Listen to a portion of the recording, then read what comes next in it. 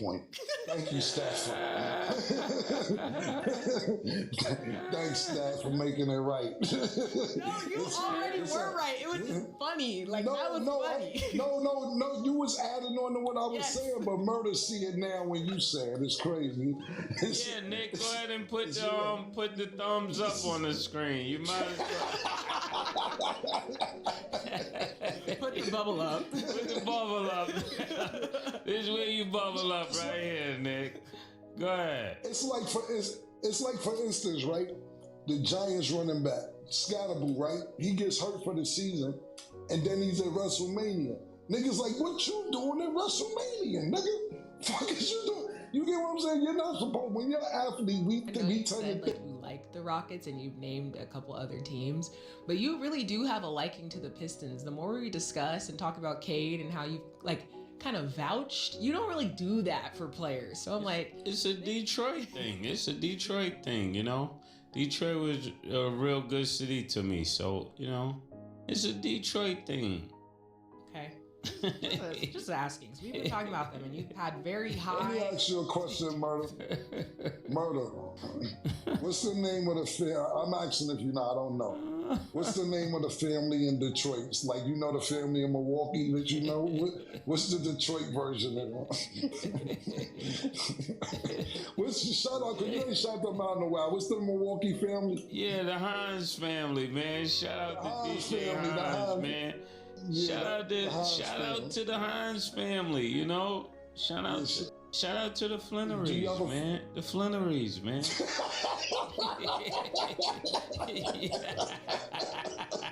Yeah. Shout out to my guy, you know, Dog Face, man. You know, I know people out there, killer. What you want me to do? I know real ones, man. You know? The Flannerys is crazy. You set yourself up for that one. You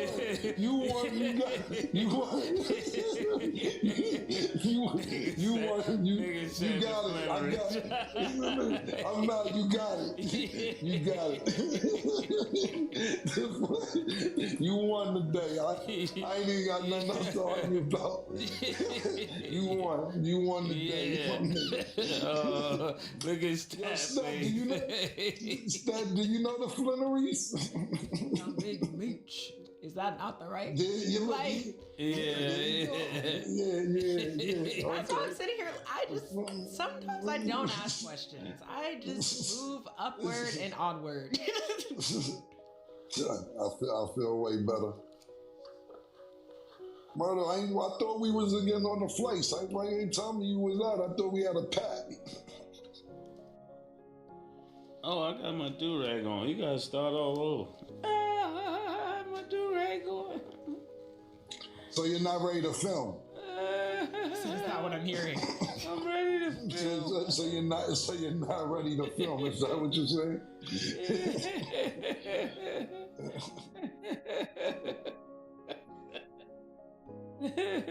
That was a good one.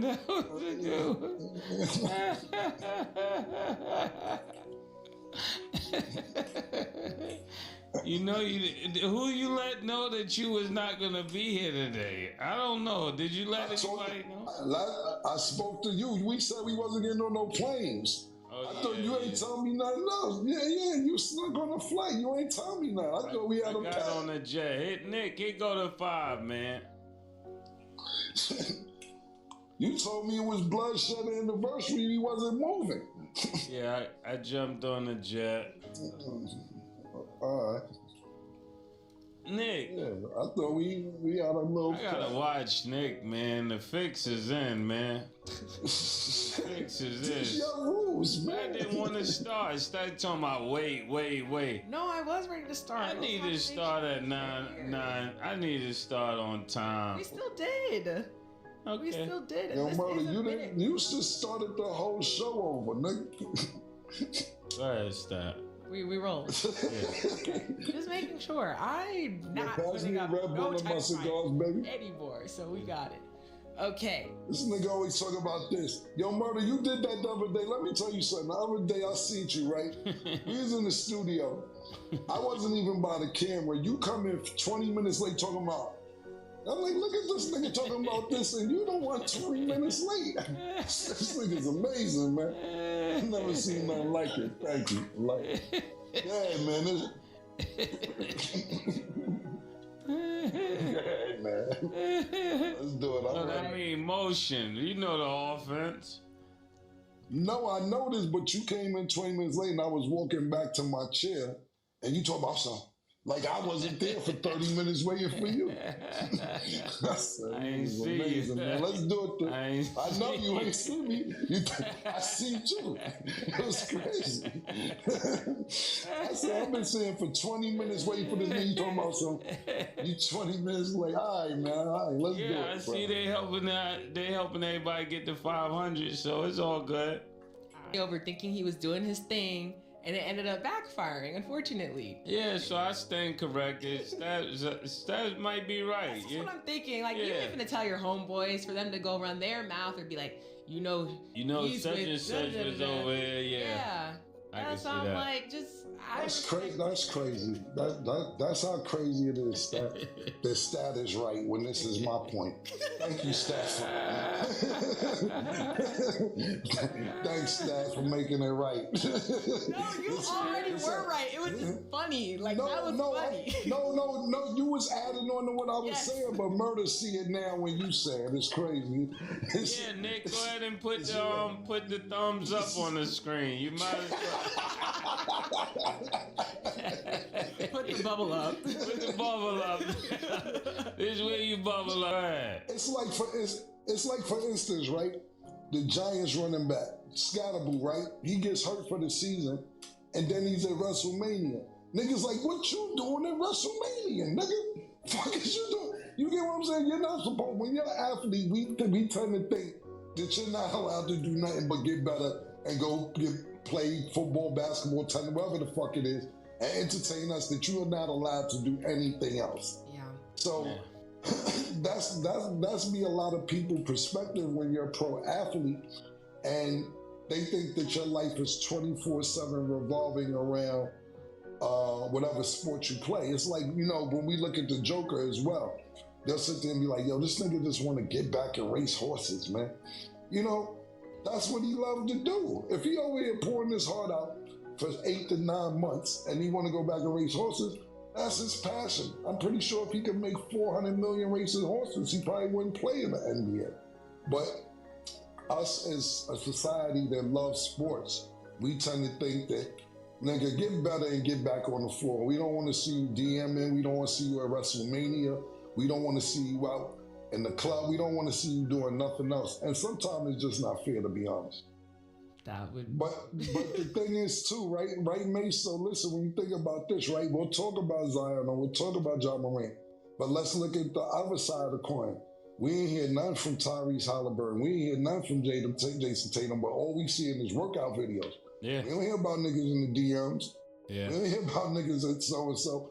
So that's why sometimes you get so opinionated on it, because you like, this nigga DMing bitches, this nigga, ain't time I hear about me in the gym, he trying to get back this season.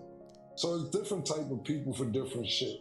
And like you said, Mace, if you got an assistant, a wingman or whatever, they know how to cover up a few things to where maybe some of your personal habits don't get seen if you don't have if you do have personal habits that's not according to the public. Yeah, he's single. He got the right to be in DMs. Yeah. But that's also the point I was going to argue, because I know you guys are saying wingmans and stuff, but Cam just gave like Halliburton as an example. Fiance. Like, we name people who are like tight-knit camp. Like, there's nobody doing nothing, trying to spread nothing, nobody with ill intent. Like, just got good people around them. So, is he black or white? White. Protesting against this nigga. I'm protesting with you, nigga. Fuck you talking about? So protest start with that encyclopedia you wrote. I ain't listen to half that shit. Fuck you talking about all them big ass words. You know who's gonna be at Magic City Monday? T.I. expeditiously. Fuck is you talking about, nigga? Or what the fuck did the big ass fucking essay you wrote, nigga? Nobody give a fuck about that shit. What the fuck you talking about, man? This shit balance it out. This niggas out here mad at niggas got fingernail polish and all that. I'm after Caleb Williams, I'm not that mad anymore. You know what I'm saying? How the fuck you ain't protesting against that? It's niggas who mad about that. This shit balance it out. This culture, nigga. Where the nigga from, Stat? Where the nigga from? I gotta do one more. Where the nigga from? From Kentucky. I'll double check. They got shout out to Louisville. Yeah. Lexington. Lexington. Yeah, shout out to Louisville. Man, listen. You mad niggas want, the grown men want to see titties and ass. Not saying that's going to be there. They just represent that night. And I bet you one thing, I bet you courtside be flooded. Boosie, 2 Chainz, Gucci Man, all the niggas we want to see. Fuck is you talking about, man? Yo, the audacity of you, man. And Al Hartford, you too. Mind your business. They got nothing to do with you. Don't jump on that nigga bandwagon, nigga. You Spanish. You got the beautiful strippers. Fuck is you talking about, nigga? Like, yo, degrading women, these women make a living, man. You know, all these women make good money off of this, man. There's some women, some dancers right now that tell you, fuck off. You trying to fuck up my income. This is what I like to do. I remember before social media, that was a way to pay for your college tuition. Girls were stripping to go to college. It always been room for this. It's not that. Look, you know what? It's about to be 9:30, 10 more. Babe, where we going when I finish filming? We gonna eat wings and look at TV 10 this morning. She wanna go. She wants to go to the strip club. No, this woman asked him to go. Fuck that nigga talking about. Yeah, this mom, man. Go back where you came from with that dumb shit. Go shoot hoops and go home. Wow. She'll toss that. Hey, listen, like you said, they not gonna be naked. They gonna be clothed. But no disrespect to any cheerleaders out there. These bitches probably way more talented than the cheerleaders. I hope they bring 3 big ass poles out there.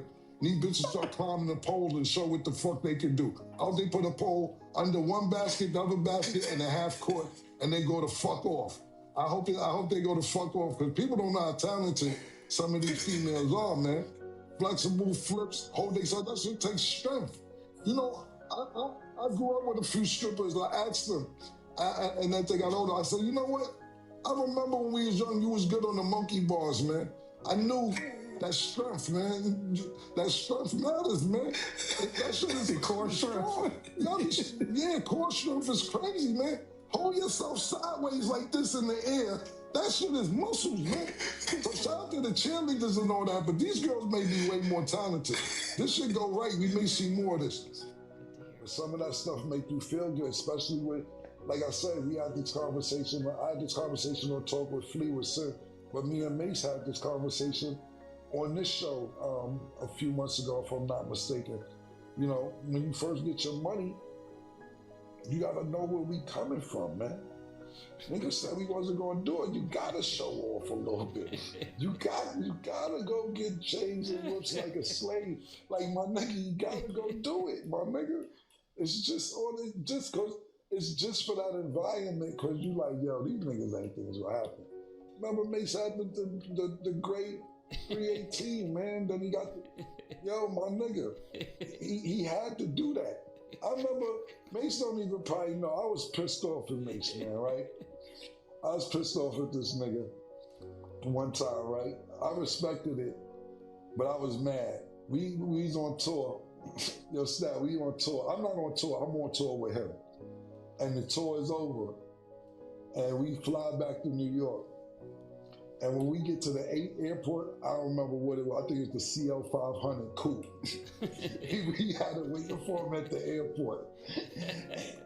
And gave all of us a 5 and rode off.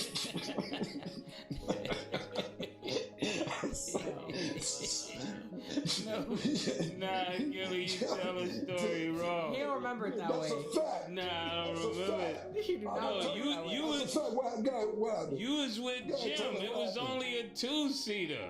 So Listen, it wasn't just, it was Dagger, it was more than all of us. It was a few of us. It wasn't just us. It was about 5 yeah, of I us. would have definitely rode off with you, but I was thinking, this your man. So I was like, you be with your man. Not more than you, my man. Listen, but at the same time, no, listen. You gotta realize, this 22-year-old, so, more of the stories, mate, I've done it after you.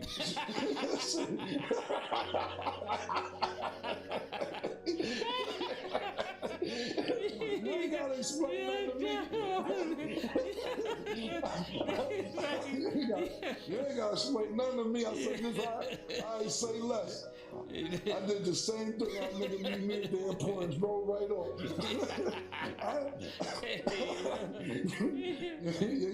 ain't gotta explain nothing to me, man. I'm just telling you how I felt at the time. I'm like, all right, what we about to do? Make paper tags on, 2-seater. Nigga said, yo, good tour.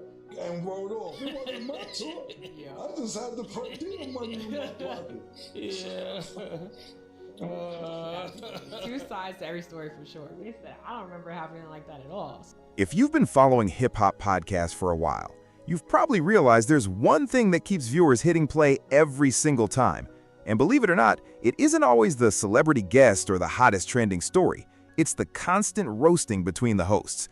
There's just something special about longtime friends sitting face-to-face, cracking jokes, bringing up embarrassing memories, and firing back with punchlines so quickly that you'll miss half of them if you're not paying attention.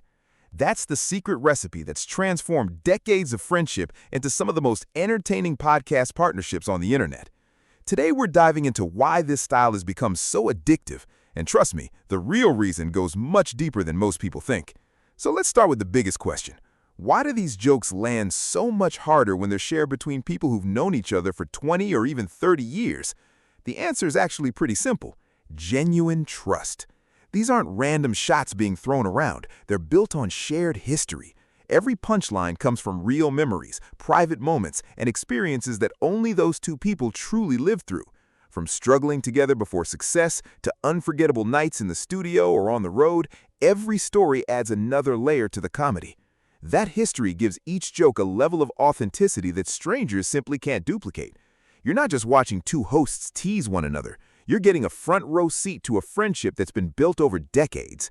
And you won't believe it, but that's exactly the kind of chemistry audiences can spot instantly because it's impossible to fake. Now compare that with many newer podcasts where the hosts barely have any real history together but try to create chemistry for the cameras anyway.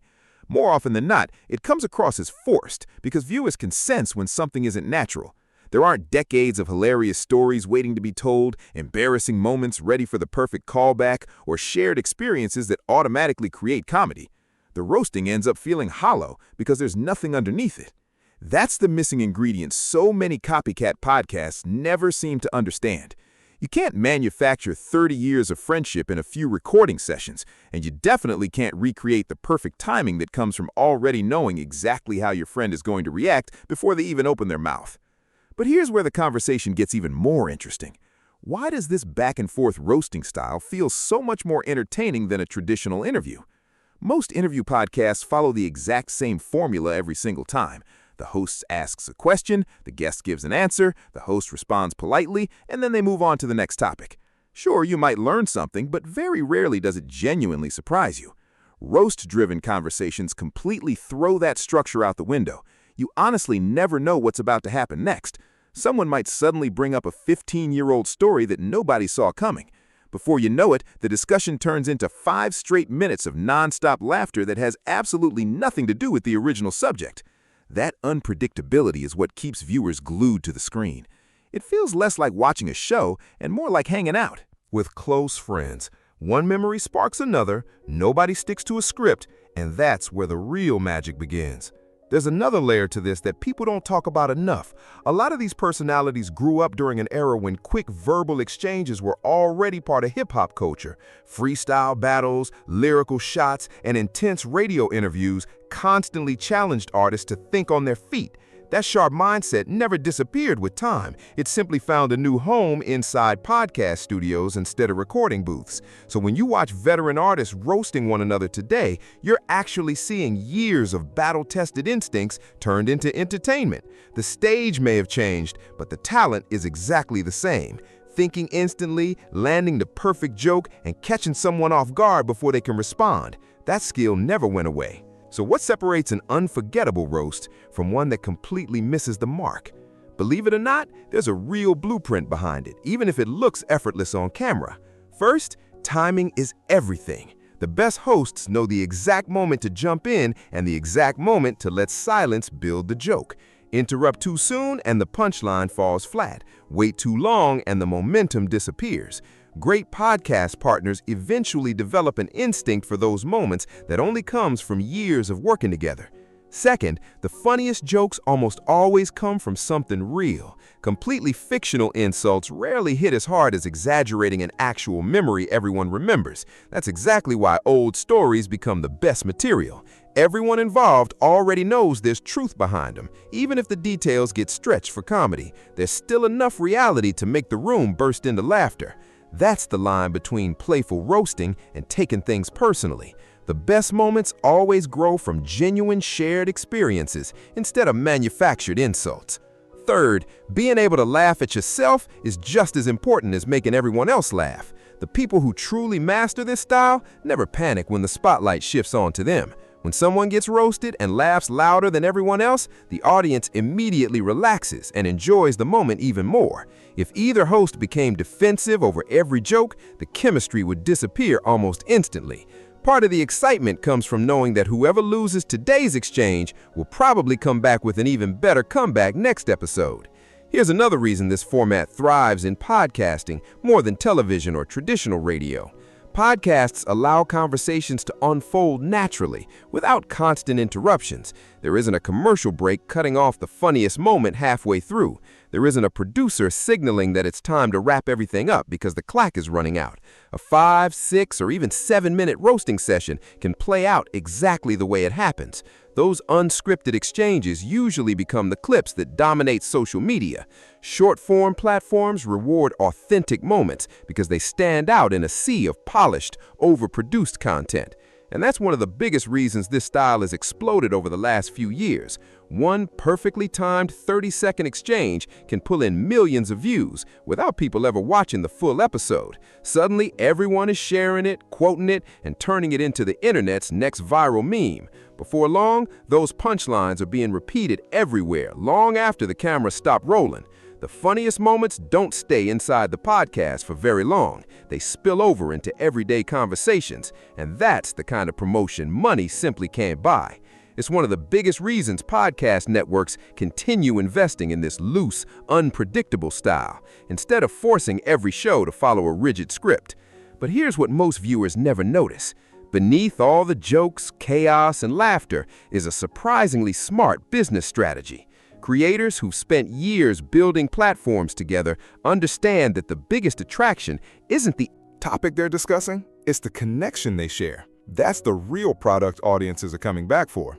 People aren't tuning in because of a single headline or one famous guest. They're returning because they become attached to the friendship itself. That's why the biggest podcasts constantly bring back inside jokes and recurring moments across different episodes. It makes longtime viewers feel like they're part of the group because they understand every callback and hidden reference. And trust me, that feeling of inclusion is incredibly powerful. There's also a deeper psychological reason this formula connects with so many people. Watching two friends who genuinely care about each other constantly tease one another reminds viewers of relationships they already have in their own lives. Almost everyone has that one friend group where the jokes never stop, yet everyone knows it's all coming from a place of respect and genuine affection. When viewers see that same kind of back and forth between well-known personalities, it instantly feels relatable. It reminds them of their own group chats, barbershop conversations, family gatherings, or that one friend who gets roasted the moment they walk into the room. That sense of familiarity is what turns someone from a casual watcher into a loyal fan who keeps coming back. Another thing people rarely appreciate is just how much confidence this style actually requires. Not everyone can sit in front of millions of viewers and laugh while their flaws become the center of every joke. It takes real self-assurance to hear your habits, old mistakes, or questionable decisions turned into punchlines without getting defensive. And trust me, that's exactly why these moments feel so genuine instead of carefully rehearsed. You simply can't fake that level of comfort on camera year after year. But here's another perspective that deserves a lot more attention. This style of humor also works as a release valve in industries where criticism and public scrutiny never seem to stop. When you spend decades living under constant headlines, opinions, and pressure to stay relevant, having a space where you can simply laugh with an old friend becomes incredibly valuable. The roasting isn't just entertaining for the people watching. In many ways, it's therapeutic for the personalities behind the microphones too. Being able to joke about old mistakes instead of carrying that weight forever is honestly one of the healthiest ways to survive a long career in the spotlight. Now let's step back and look at the bigger picture, because this trend isn't slowing down anytime soon. As platforms continue rewarding personality-driven content over polished productions, authentic chemistry has become more valuable than ever before. Audiences have become experts at spotting fake drama created only for clicks. What nobody can manufacture is decades of genuine history between two friends who know exactly how far they can push each other without crossing the line. And believe it or not, that's becoming one of the most valuable assets in podcasting today. It's worth far more than expensive studios, cinematic camera setups, or massive production budgets. So if you've ever wondered why some podcast duos instantly connect while others never seem to find their rhythm despite investing huge amounts of money, here's the real answer. It has nothing to do with microphones, lighting, or the latest recording equipment. The difference comes down to shared history, mutual trust, and years of learning each other's personalities. That's a formula money simply can't buy. And that's exactly why personality-driven, roast-heavy podcasts continue pulling in bigger audiences year after year. Before we wrap this up, there's an important takeaway for anyone thinking about creating content of their own. Whether you're launching a podcast, starting a YouTube channel, or making videos alongside a close friend, don't fall into the trap of forcing fake drama just to chase viral views. Instead, focus on building real relationships first. Let the chemistry grow naturally rather than trying to manufacture unforgettable moments. Viewers can spot the difference between staged conflict and genuine friendships almost immediately. The creators who build lasting careers usually aren't the ones constantly chasing controversy. They're the ones whose connection feels authentic from the very beginning. Once that foundation is in place, the comedy starts happening on its own. And that's really the biggest reason this roasting culture continues connecting so deeply with hip-hop podcasts. It's rooted in a tradition of quick thinking, sharp humor, and verbal competition that has always been part of the culture. It's strengthened by friendships that have survived success, setbacks, and everything in between, making it the perfect match for an audience that values authenticity over perfection. As long as longtime friends keep sitting across from one another, laughing, roasting, and refusing to take themselves too seriously, this format will continue dominating podcasts, creating viral moments, and bringing in new viewers who simply want to feel like they're hanging out with their own crew for an hour.